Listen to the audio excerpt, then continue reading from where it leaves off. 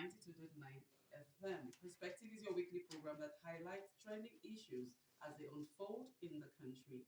In this week's edition, we will be taking a look at the Student Loan Scheme of the federal government. And I'm your guide, Manko Nden. Stay with us. The federal government announced a new date for the implementation of the Access to Higher Education Act, otherwise known as the Students' Loan Law. Speaking on the 29th National Economic Summit recently, President Tinubu said the loan program must commence in January 2024, adding that there would be no more industrial actions in tertiary institutions. The president reiterated the federal government's commitment to making education an enviable enterprise and ensuring that challenges besetting the sector are addressed for national development. But a question that comes to mind is, in what nature and in what manner shall the loans be dispersed to eligible students? Now, do you think that this scheme is going to have a great significance to reviving the lost glory? Everybody's shouting. Academically, we're going to educationally, youths don't want to study and all of that. Do you think that this will encourage education in the country? You see, Nigeria is a country that has a lot of persons that we say are unable to go to school. So whatever is put in place to ensure that that happens will actually make them to pick interest in going to school. Just like the question you asked, do we see it coming to fruition? Is a question of implementation. Is a question of how are we going to go about it to see that we get the interest of people. Just like you said, President Tinubu said is going to end industrial actions as regards that is something that we are hoping that is going to affect the people that wants to go to school but don't have the capacity to go to school. Just like what he said, we have bottlenecks, we have concerns to see if that is going to happen. Thank you. Please, before you ask another question, let me ask: Go how does a bill that is aimed at helping the indigents go to school address the issue of strikes? How does it address the issue of funding the university? Is that fund going to be used to pay the ASU lecturers? Is it going to be used to improve the facilities in the universities?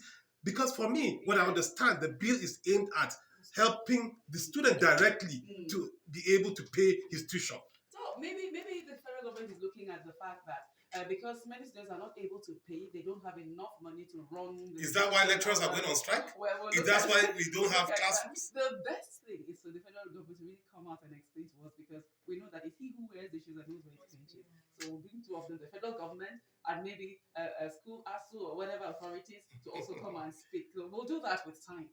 Thank you. Yes, let's go to the next question. Now, indiscriminate increment, because what you just talked about now addresses that. You find that schools increase school fees. Actually, that is why the bill came into place. Yes. So now, is the bill aimed at cushioning the increment so that it will continue? Do you understand? Exactly. If it go, okay, whatever they do, we have money to lend you to pay, so go ahead. Don't you think that they will continue this arbitrary increment? Well, that is why when we say the government doesn't understand what the economics of governance, how do you increase the tuition? Because the bill, in the first place, is aimed at commercializing education. It's aimed at giving the universities their autonomy. That's what they kept saying. Yeah. Oh, you go do what you want to do. And look at the mistake the government made. First of all, they were asking the universities to remit 40% of their income. For what? From where? You are now asking people to pay more, and then you are now saying, okay, we're giving you a loan from that money you are paying more. And then when you look at the design of the bill, it's not friendly in the sense that, number one, you're saying that if your income is up to 500,000, you're not qualified. How many people then qualify? And then you must be keeping records. So those people that are within that income bracket, the Kose seller on the street, the woman that, don't even keep records. Because you know how much a driver earns. They earn more than 500,000. So none of their kids will qualify. So in the first place, we wanted to see that is being addressed. Number two, you're asking for guarantors. From the civil service, people highly placed. Now the indigent people in the village do not even have access to such people to guarantee them.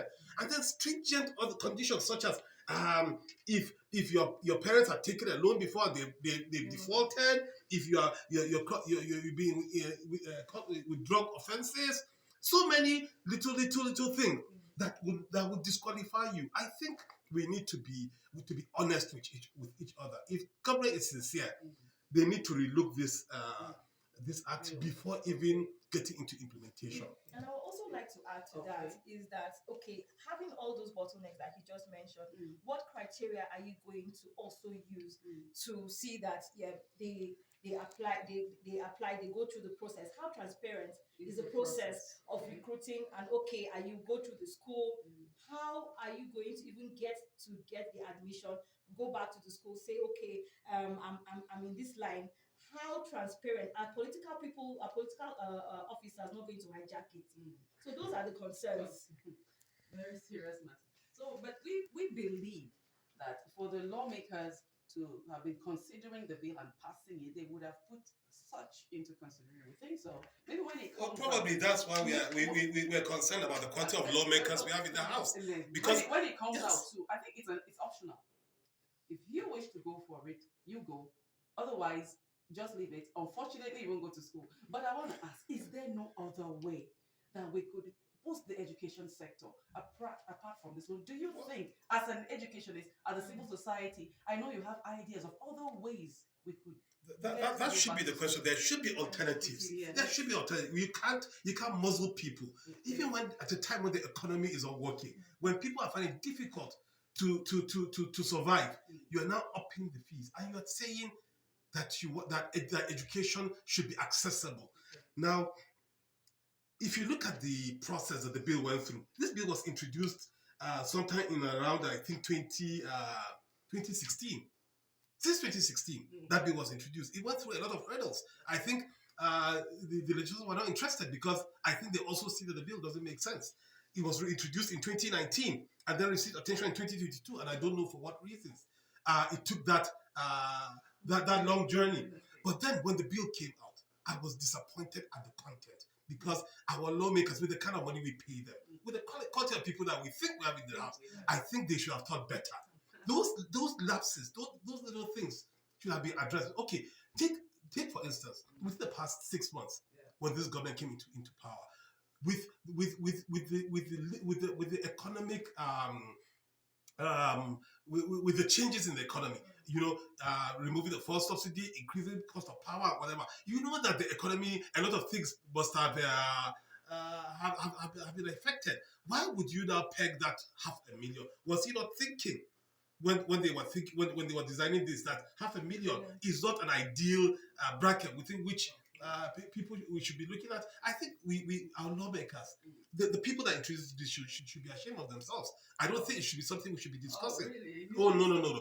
And I also saw another lacuna where you look at the composition of the members of the committee. The student unions are not being considered. The civil society are not being considered. I looked at the entire composition. Ministers, even the ASU that were considered, have come out to say they've not been invited for any discussion. So honestly, you ask these questions. Are we serious about the things we say? So these are the things that people like you should take seriously because you're the civil society. Well, that's why you're the one that speaks things. I believe that they're listening. What you feel. You interact with students, teachers, and all of that. What do you think are their issues? What are their concerns? What other ways do you think they can be supported to sponsor their education? Okay, as an educationist, the ways that they can be supported is the loan is not the final place for me to go to school. Okay. How about you putting systems in place? How about you putting chairs in the school for me? How about you getting the bathroom even habitable for the female students? Okay. How about you even equipping the teachers to be able for the families to have trust that when my child goes to school, I can go all the way because I can't see myself taking 20 years to pay a loan that what if I pass on? How about putting those systems in place to ensure that even if I'm not there today, my child will not have to rely on the government to be able to pay, because 20 years is a long time to pay to repay a debt that you don't even know if it's going to be affected by economic changes. Okay, like for instance, they said the loan is going to be from 500,000 or above, or depending on, okay, what if tomorrow you go to school and there's increase? Put systems in place that is going to make sure that, okay, are there buses that will take me to school? How far is it from my home to my school?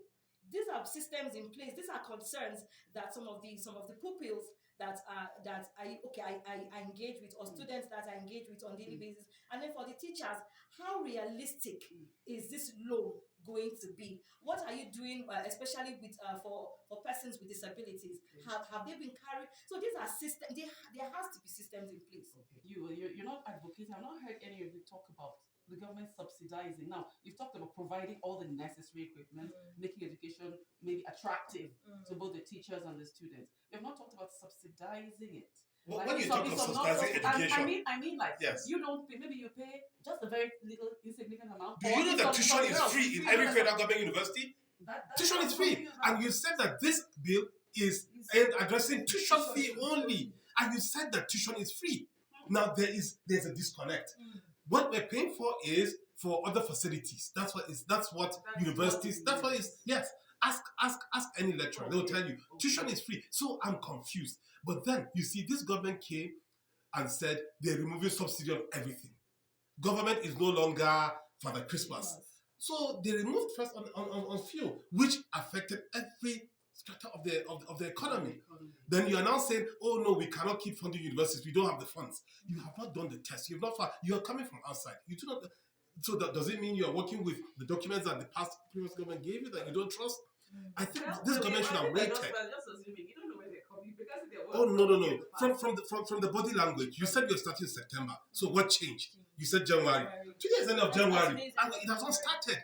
It seems as the government needs to sit down and understand that governance is serious business. Yeah. We can't just make statements, without first doing our research, our due diligence. But one thing, are you saying that this loan scheme, instead of making education accessible, is making it even far-fetched? I don't understand what you're saying. Please make it clearer, Madam Lara. Yes. Now, it is what this loan scheme is doing is it's actually making it stressful.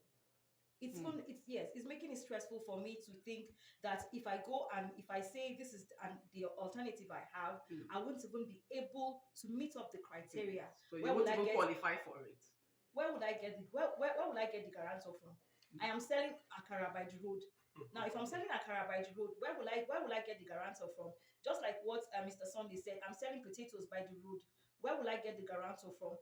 How much are you willing to say, okay, where will I even get the job? Let's say I finally even get it. Where will I get the job to find? You say you're going to take it from the employer. Where is the employment for me to even pay back from?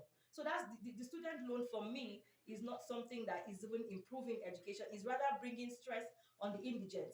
Because if you're bringing it as a solution, the bottlenecks are too much for me to bear. And in addition, Yes, Mr. Sir. I'm not worried about the bottlenecks. Okay. I'm worried that that bill is tied to something. It's tied to liberalizing funding of education. It's tied to something. If all things being equal, you don't increase tuition, you don't ask universities to generate money, and you introduce that loan, we will take it gladly. Number two, go and make a research of developed countries that are already implementing this. The US and other countries. Okay. Well, like the reason why they have high suicide rates of people that complete school is because of these loans. Yeah, you graduate and you already have a long list of loans hanging on your neck. For what reason? Then why are the parents not able to pay your tuition? Therefore we need to look at the ripple effect of this decision we're taking. For indigent people, yes, we know that because of laxity in the part of government, many children have lost their parents to crisis. Today in Plateau State, many parents have been killed. So these children will grow up without parents. They need a way out. The loan should be there to assist. But because of the high cost again of funding that you have to pay the fees, this money is going to be paid straight to the school though. So if it's paid to the school, how do you transport yourself to school? How do you buy food? How do you buy books? I think we need to relook this. Yes, we need to relook this. What do you think, Nigerians? Should government go ahead with this loan? Should it not? What other things can it add? What can it consider before implementing the loan? Because as far as I can see now, January is gone and the loan has not started. So And 50 billion has been I'm not budgeted. supposed to. 50 billion is you're like so concerned 20. about 50 million. Oh, yes. Monies have been moving in I'm Nigeria. not Let's hear in what I'm not Reverend in has the to say. position to ask a question, but the question is why loan in the first place? Why not a grant? Yes. Why not a scholarship? Yes. That's what they enjoyed. That's what they enjoy. Scholarships, Yeah, grants. why- in their own yes, mind. Oh, yes, Why yes. loan in the So first why place? can't we enjoy similar? I've spoken with quite a number of people in their 70s, and they tell me how they enjoyed Nigeria.